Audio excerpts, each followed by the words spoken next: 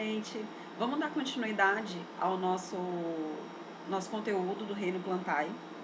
E hoje nós vamos ver as gimnospermas. As gimnospermas, elas estão no grupo das traqueófitas, que são os grupos das plantas vasculares. Então, elas possuem vasos condutores de seiva. Essas plantas, elas têm as suas estruturas bem desenvolvidas. A raiz, o caule, a folha, a gente consegue ver uma planta mais desenvolvida do que os outros grupos que nós já trabalhamos, né? As virófitas e as pteridófitas. Elas apresentam estróbilo. Esse estróbilo, ele é a parte de reprodução. Então, quando a gente vai vendo o ciclo reprodutivo, vocês vão ver como que se dá essa formação desse estróbilo. Ela apresenta grão de pólen, então ela faz polinização. É uma planta que ela se reproduz através da polinização cruzada, enfim. Ela vai apresentar sementes para ocorrer o desenvolvimento. Só que essas sementes, elas são nuas, elas não apresentam frutos para proteger a semente. Então, gimnosperma significa exatamente isso. Sementes nuas, plantas que vão possuir as sementes, mas que elas não vão ter nenhuma estrutura protegendo essa semente. Elas podem ser de dois tipos, monóicas, que é o exemplo do pinheiro americano, ou dioica, que é o exemplo da araucária. Quando eu tenho uma planta monóica, é que eu vou ter um único sexo nela. Então, a gente vai ter uma planta feminina e uma planta masculina. A planta masculina vai produzir os estróbilos masculinos e a planta feminina os estróbilos femininos. Quando eu tenho uma planta dioica, elas vão ser as hermafroditas, elas vão ter uma única planta, uma única árvore, os dois sexos. Tanto o estróbilo feminino quanto o estróbilo masculino, numa única planta, tá? Essa classificação de monóica e dioica, ela também serve para as angiospermas, que nós vamos ver na próxima semana.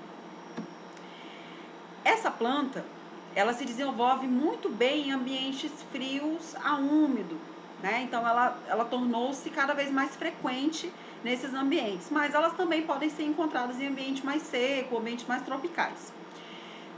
Elas surgiram a partir da sua não dependência da água. Então, como elas conseguem se reproduzir fora da água, sem utilizar água, ela já tem vasos condutores de seiva, então ela consegue fazer uma reprodução melhor em ambientes mais secos. Então, ela consegue ter mais adaptabilidade nesses ambientes. Que nem eu falei para vocês, o nome gimnosperma, ele vem dessa palavra ali do grego, ó, gimnos, que significa nu, né, nua, e esperma, que significa semente. Então, gimnosperma são sementes que não tem proteção de nenhum fruto, sementes nuas. A semente, ela é um envoltório onde vai armazenar um embrião dentro dela, que esse embrião é que vai originar uma nova planta. Esse embrião ele é protegido, tem as estruturas que protegem esse embrião e auxiliam para que ele possa germinar. A dispersão desse grupo de plantas, ela foi muito facilitada. Por quê? Porque a dispersão dessas sementes, ela pode ser feita através do ar, do vento, ou através de animais. Então, animais, eles facilitam no processo de germinação dessas sementes. O pinhão, que é esse bichinho aqui, ó, é a semente da araucária ou do pinheiro. Então, aqui a gente pode observar nessa imagem desse corte, que a gente tem um embrião aqui no meio, a casca, que é o que está protegendo essa semente, e o endosperma. Esse endosperma é o que vai fornecer os nutrientes para que o embrião possa germinar. Aqui nessa semente que está cortada, a gente já vê o início da germinação. O embrião maiorzinho, ó, já saindo. Que é a mesma coisa quando a gente coloca alguma semente para germinar, não sei se vocês já viram, e ela começa a sair dessa semente, ela começa a sair como se fosse uma plantinha, né? Aquilo é o início da germinação. Então, quando a gente fala que vai germinar uma semente, a gente faz esse processo, coloca ela em água e ela começa a sair dessa semente o embrião, que é essa estrutura aqui, ó. Todo o resto, toda essa camada aqui de fora, que a gente chama de endosperma, vão ter nutrientes suficientes para que a planta consiga, para que esse embrião consiga germinar. Então, ele não precisa de água, o que dá que possibilita essa germinação desse embrião é justamente esse endosperma. Como que se dá essa dispersão de sementes que eu falei? Essas sementes elas podem ser dispersas pelo vento e pelos animais. A gente tem a gralha azul, que é essa ave aqui, ó, que é típica lá do Paraná, que ela se alimenta dos pinhões. Então, quando ela vai se alimentar dos pinhões, ela quebra aquela casca, a casca da semente, ó, e daí libera esse embrião no solo. E daí, quando ela faz isso, ela auxilia, dá mais facilidade para o embrião se desenvolver no solo, certo? Então, a gralha azul é uma ótima dispersora de semente dessa espécie de planta, tá? Existem outros também, então, existem outros animais que podem fazer a dispersão dessas sementes.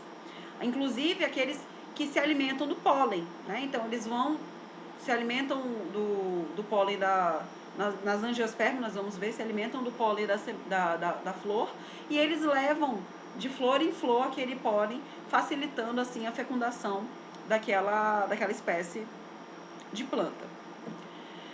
Aqui nós temos a polinização pelo vento nas angiospermas, que são nas araucárias. Então, o vento está levando de uma planta para outra o pólen para poder ser fecundado nessa planta aqui, certo? Então, ele carrega de uma planta para outra esses grãos de pólen. Essa é muito comum em plantas monóicas, porque aqui, ó, a gente tem, vamos falar que essa planta aqui da frente, ela é uma planta feminina. E essa aqui é uma planta masculina, do sexo masculino. Então, os grãos de pólen estão sendo femininos aqui, ó, estão sendo levados pelo vento para essa outra planta masculina, ou vice-versa, tá?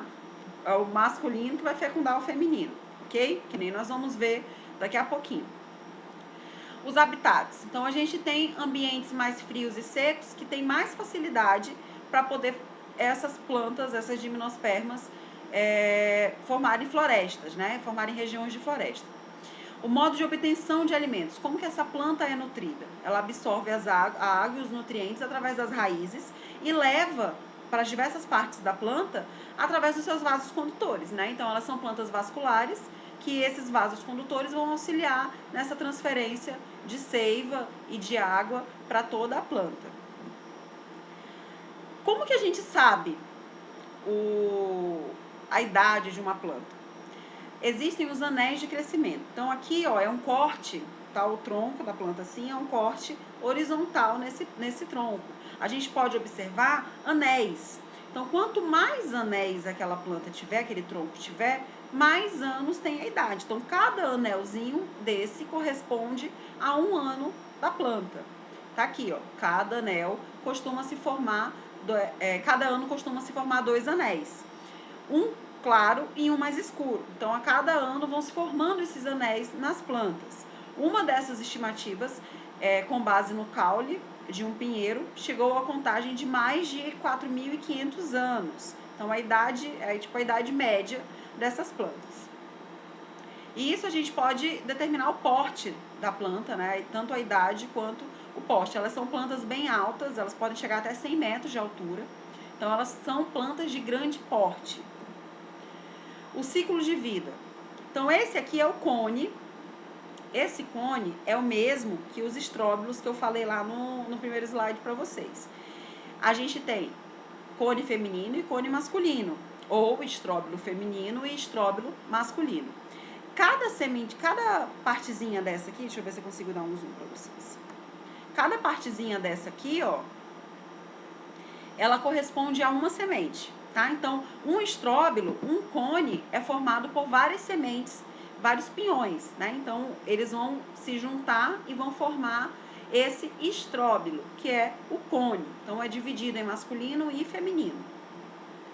Nas plantas femininas, o cone feminino é também conhecido como pinha. Então, o cone feminino ou estróbilo feminino é conhecido como pinha, que vão ter os gametas femininos daquela espécie. Eles são levados pelo vento e alguns grãos de pólen que estão presentes no cone masculino vão cair nessas pinhas. Os grãos de pólen saem dos cones masculinos e caem nas pinhas, que são os gametas femininos. Aí daí eles vão formar um embrião e a semente, que é o pinhão, certo?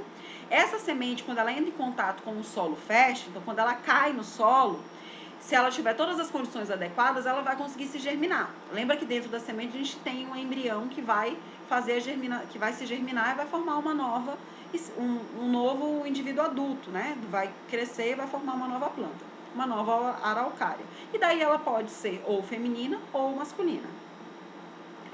Aqui eu coloquei essa imagem para mostrar como que ocorre esse ciclo de vida.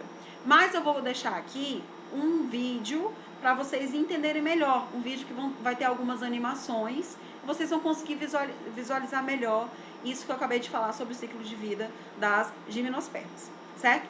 No final do vídeo vocês vão ver que tem uma atividade. Então resolvam uma atividade, qualquer dúvida me procurem no WhatsApp, que daí a resposta vai ser mais rápida, certo?